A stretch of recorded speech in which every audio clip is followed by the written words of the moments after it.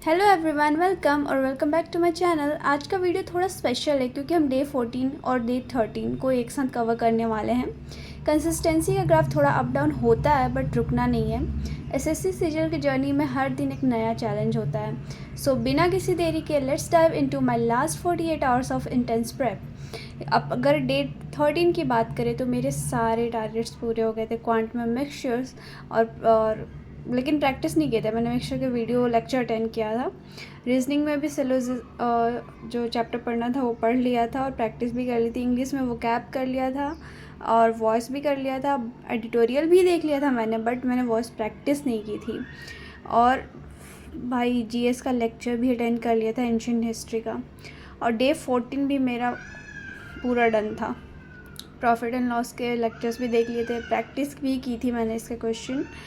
और रीजनिंग में मैंने सिलोजिज्म भी कंप्लीट कर लिया और उसके प्रैक्टिस भी कर लिए। और इंग्लिश भी मेरा पूरा, हाँ वॉइस भी हो गया था। हाँ प्रैक्टिस नहीं किया था मैंने, बट एडिटोरियल भी मैंने देख लिया था। और जीएस में एंशिएंट हिस्ट्री का एक लेक्चर भी कंप्लीट कर लिया था प्रमार सर के थ्रू। तो आज अपना दिन का स्टार्ट करते हैं, लेकिन उससे पहले मैं जो क्वेश्चन मैंने पोस्ट किया था उसका बता दूं कि मोस्ट अप्रोप्रिएट जो सिनोनिम्स है एब्स्ट्रेन का वो है रिफ्रेन।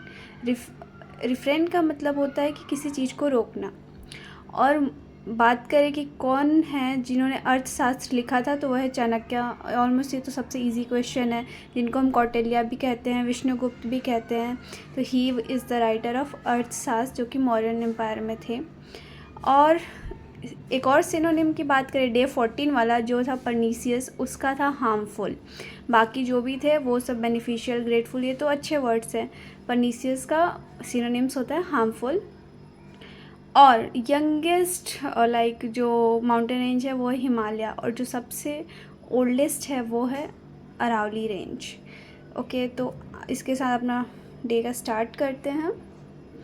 और डे 13 तो पूरा का पूरा क्वांट से भरा हुआ था। मैंने पिक किया था mixture and allegation topic from Aditya Ranjan sir.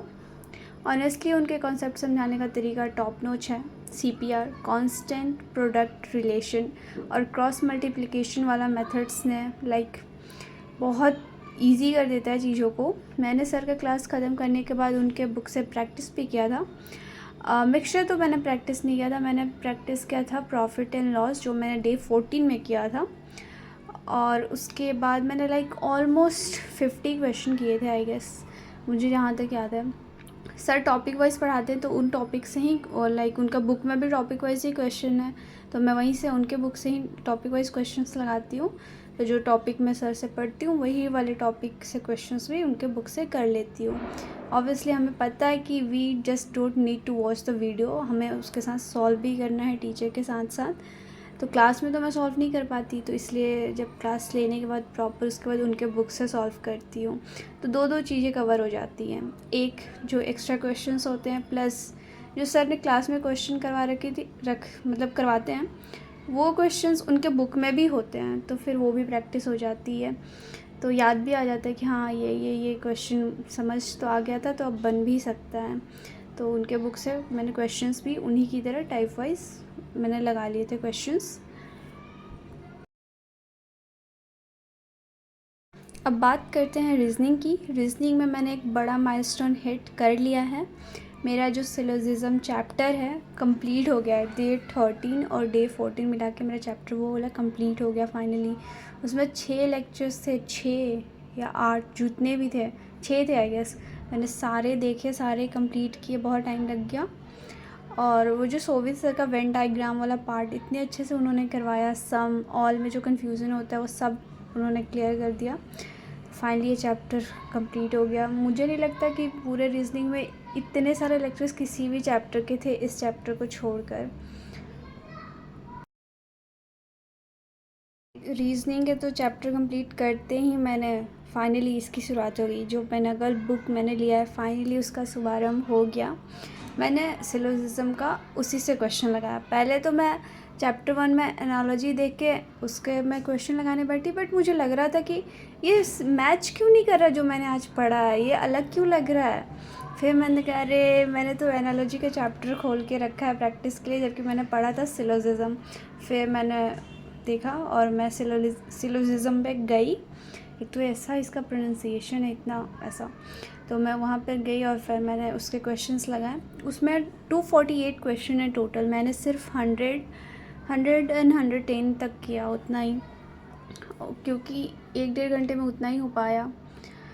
बाकी का कर लेंगे बाद में, क्योंकि पूरे तो करने ही हैं। 248 क्वेश्चन हमें प्रैक्टिस करना ही है और बाकी चैप्टर्स भी करने हैं। तो फाइनली गाइस पिनाकल के बुक का शुभारंभ हो गया है और बुक सही है, मुझे अच्छा लगा, उसके क्वेश्चंस भी अच्छे लगे। अब बात करते हैं इंग्लिश की।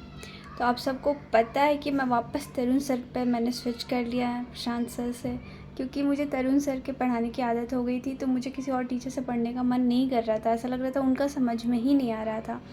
तो फिर मैंने स्विच कर लिया और फिर मैं वही तरुण सर के जो पुराने लेक्चर्स हैं, जो उनका प्लेलिस्ट है, उसी से मैंने अपना फिर से जो कंटिन्यू कर दिया। तो मैंने तरुण सर से वॉइस ऑफ ग्रामर पढ़ा, एक्टिव वॉइस, पैसिव वॉइस, वो कवर किया। और मुझे तो उनका पढ़ाने का तरीका ऑब्वियसली अच्छा लगता है, तभी तो मैंने फिर से उन पर स्विच कर लिया। और 2 दिन में मेरा वॉइस कंप्लीट हो गया। वॉइस के 4 लेक्चर्स थे, तो मैंने कंप्लीट कर लिया। मैंने सोचा था कि उनके जो 100 क्वेश्चंस वाले वीडियो होते हैं उससे प्रैक्टिस भी कर लूँगी, लेकिन मैं नहीं कर पाई। तो लेकिन चैप्टर कंप्लीट हो गया, मैं प्रैक्टिस बाद में कर लूँगी। उनका जो लॉजिक बेस्ड अप्रोच होता है ग्रामर को, वो रटने से बचा देता है। इनफैक्ट वो क्लास में ही इतना बार बार बोल बोल के वो कंप्लीट करवा देते हैं।